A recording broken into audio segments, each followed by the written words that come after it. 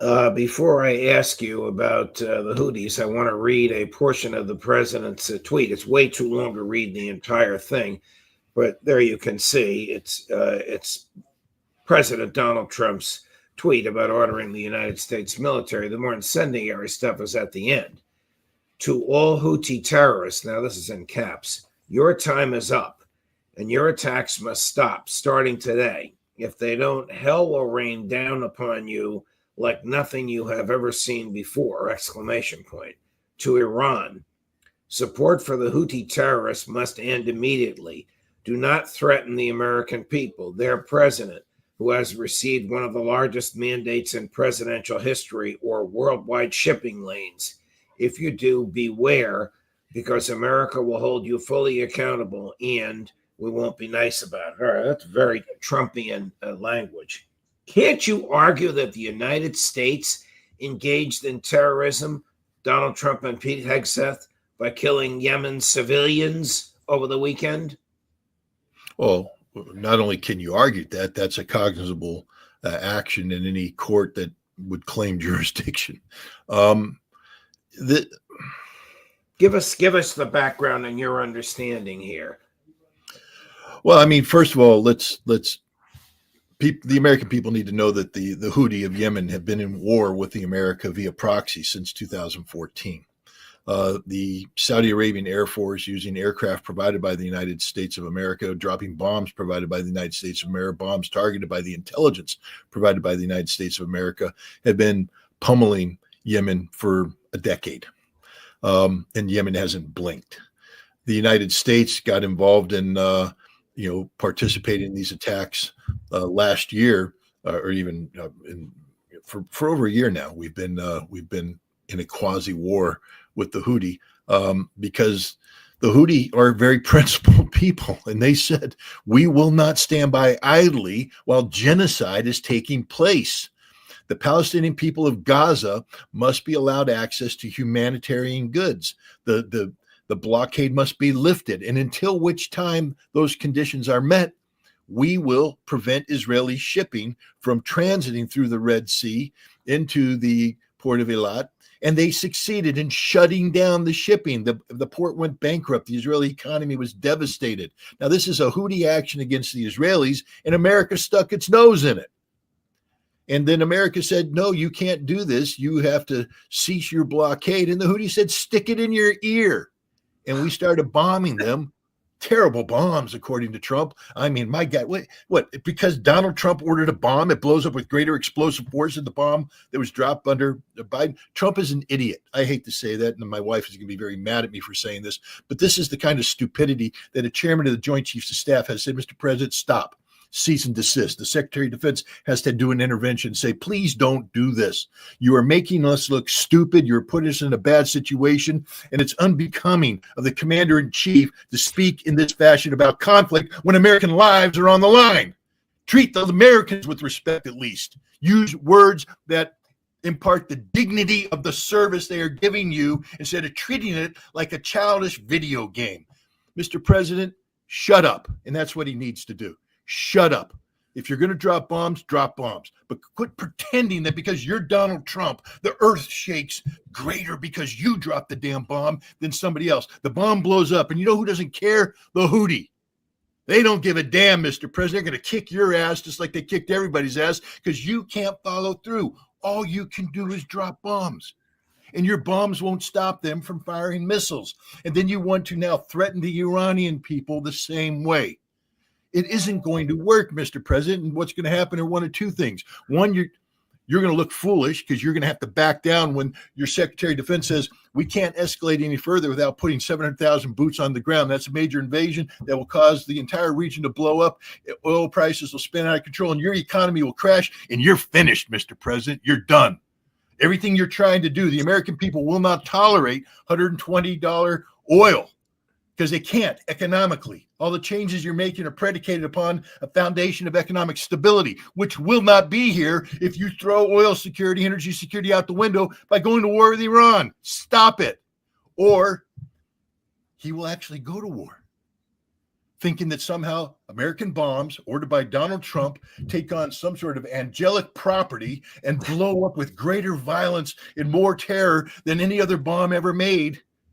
And then the Iranians will shut down the Strait of Hormuz, blow up American installations, destroy Israel, and invite an American nuclear retaliation. And boom, the man who thought he was going to get the Nobel Peace Prize will go down in history as the greatest warmonger in modern history. So how foolish is it to bomb the Houthis? What conceivable military benefit is there, or is the only benefit this crazy, as you call it, idiotic boasting for which he is known? This is it. Look, this could have been solved the easiest way in the world. The president should have sent Steve Witkoff to Benjamin Netanyahu, punch Netanyahu in the nose, headbutt him in the face, put him in the chair, and say, lift the blockade against Gaza right now. You're done. You're finished. Stop the blockade. Get the humanitarian goods blowing back in. That's what should have happened. But no, we can't say no to the Israelis, apparently, or the president just isn't smart enough to realize the ramifications of what Netanyahu did, not realizing that the Houthi linked. The reason why the Houthis stopped firing their missiles last time is that the ceasefire came in as they demanded, and the humanitarian goods flow, and the Houthi were people of their word, and they said, we're done. But no, they allowed it to happen again. Mr. President, you can't bomb these people into submission. There's a video of a Houthi fighter going out to recover the body of his friend. The man's wearing sandals. He's got his little dish dash on, not body armor. He's not dressed like an American commando and all this kind of stuff. And he's running with his body through enemy fire. You see the bullets kicking all around him. They're trying to get, and he keeps running in the desert under fire with a body on his shoulders, and he recovers his friend. That's who we're fighting. We can make fun of them. We can use all the derogatory terms we want. They wear sandals. They do this. They do that. They do this. They're the toughest people in the world when it comes to fighting in that area of the world, and we are not going to beat them. Who are they? What does Houthi mean? Is it the name of a human being, or is it a geographic location? No, the Houthi, it's the name of a family that's head of a tribe that embraces an offshoot of the Shia Islamic faith. They are, native to that area in the Arabian Peninsula. They actually, the territory that belongs to them crosses over into Saudi Arabia. Saudi Arabia has been at war with the Houthi in one way or another for many, many decades. And they always lose. Every time they come in, they lose. Now, the Saudi Arabians drew an arbitrary line on the map.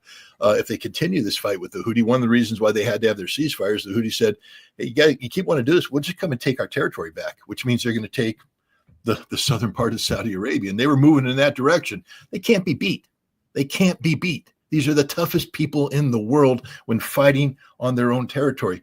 But they're very insular. They're extreme loyalty to themselves. They're used to being treated as outsiders by the non-Houthi. But like I said, these people are very resilient. They haven't been beaten yet, and they're not going to be beaten. Here's somebody who does not understand that, and he should. Cut number 6. What we can't ignore, and the reason why the president mentioned Iran, is because the Iranians have supported the Houthis. They provided them intelligence. They provided them guidance. They provided them weaponry. I mean, there's no way the Houthis, the Houthis would have the ability to do this kind of thing unless they had support from Iran. And so this was a message to Iran. Don't keep supporting them, because then you will also be responsible for what they are doing in attacking Navy ships, in attacking global shipping. Well, it's curious. Just a little. When I was a weapons inspector in Iraq, about halfway through, we'd always ask the Iraqis, "Do you have any missiles you haven't declared?"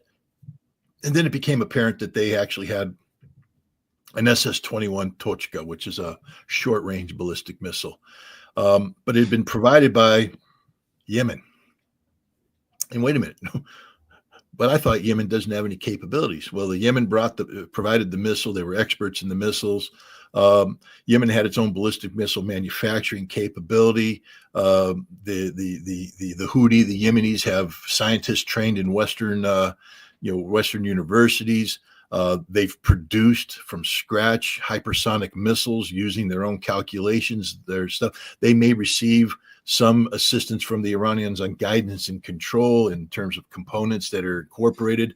But no, I would say that it's a mistake to denigrate the Houthi. Just like when I have people talk to me about Iraq. I was in a conversation the other day with somebody. They said, well, clearly the Iraqis got all their support from abroad because they're not capable of doing this on their own. I said, you don't know anything about the Iraqis. That extremely well-educated, capable engineers, some of the best in the world at what they do. And that's why they were able to accomplish what they accomplished. You denigrate the Houthi at your own risk. These are very sophisticated, educated, cultured people. And Marco Rubio would do well to go get advice, maybe sit down with somebody like Alistair Crook, who has experience in the region and can set him straight on this. And the other thing is he needs to be careful about linking Iran and the Houthi together in a way that makes Iran culpable for what the Houthi do, because the United States provides a hell of a lot of weapons to a lot of people around the world who do a whole bunch of stuff with those weapons. And we open ourselves up to be treated in the same fashion.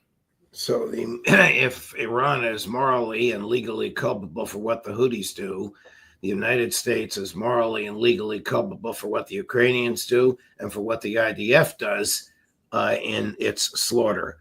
Here's a Houthi spokesperson. Maybe it's an AI translation, but it's a legitimate translation. Maybe Secretary Rubio or somebody on his staff will listen. Chris? The American enemy launched a blatant aggression against our country in the past hours, with more than 74 airstrikes targeting several areas in the governorates of Sana'a, Sada, Al-Baida, Hajjah, Dama, Marib, and Al-Jawf. The American enemy committed a number of massacres, resulting in the martyrdom and injury of dozens in a preliminary toll. In response to this aggression, the armed forces, with the help of God Almighty, carried out a qualitative military operation.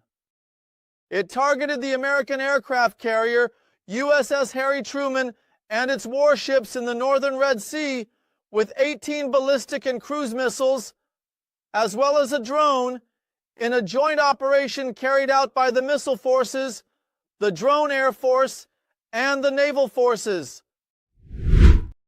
Did the Houthis strike back at the aircraft carrier Harry Truman?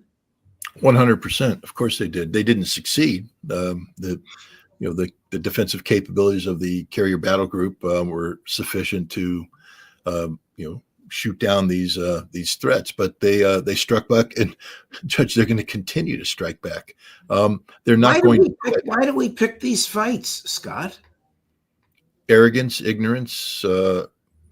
Ignorance. I mean, the two are the same. The arrogance, again. We could have prevented all of this if we had respected the legitimacy of the Houthi position, which is we are here as Arabs, as Muslims, defending our fellow Arabs and Muslims in Gaza from genocide. So please cease fire, get the humanitarian goods in. They weren't asking for Israel to surrender. They weren't asking for anything unreasonable. They just said, stop the genocide against the people of Gaza. And when the genocide stopped, the Houthis stopped. And that should have been a clear signal to the president. The easiest way to keep the Houthi out of this conflict is to keep the humanitarian goods flowing into the civilian population of Gaza. Why the president allowed Netanyahu to do this? Because now we have a carrier battle group. I mean, come on, Elon Musk and Doge. I'd like you to do a cost comparison of how much it's going to cost us to go into this military conflict with the Houthi that we're not going to win versus telling Netanyahu to simply let the humanitarian goods in. I think you're going to find that we're going to lose billions, tens of billions, maybe even hundreds of billions of dollars over the course of this effort, and we're not going to win. And all we had to do is pick up the phone and pay whatever Ma Bell charges for a conversation between the president and Netanyahu, or send Steve Witkoff over, spend a couple $1,000s on airfare, and tell Netanyahu to cease and desist. for a guy who believes in, balancing the budget, this was really the easiest thing in the world. But the arrogance, we're America, we dictate outcomes. People must listen to us, do what we say. And now we're trying to dictate to the Houthi who don't give a damn. They don't care about being bombed because they've been bombed for a decade. If you don't think that these people know how to survive in bombing, then what are we going to do? Escalate? Let me tell you the other reality about the United States right now. We have no clue who or what we're bombing. Okay, these are mobile relocatable targets. We're going to hit sites that we think there's something there. We're going to bomb them, but look what happened. We're killing civilians, innocent civilians, and our frustration is going to grow. This is a repeat of Desert Storm all over again during the counter Scud campaign that I played a very big role in. We didn't blow up a single target because we couldn't find them. We didn't know where they were, but we blew up a lot of buses. We blew up a lot of tents. We blew up a lot of trucks. We killed a whole bunch of innocent people in our frustration of trying to stop a military problem we didn't understand. We don't understand the Houthi problem.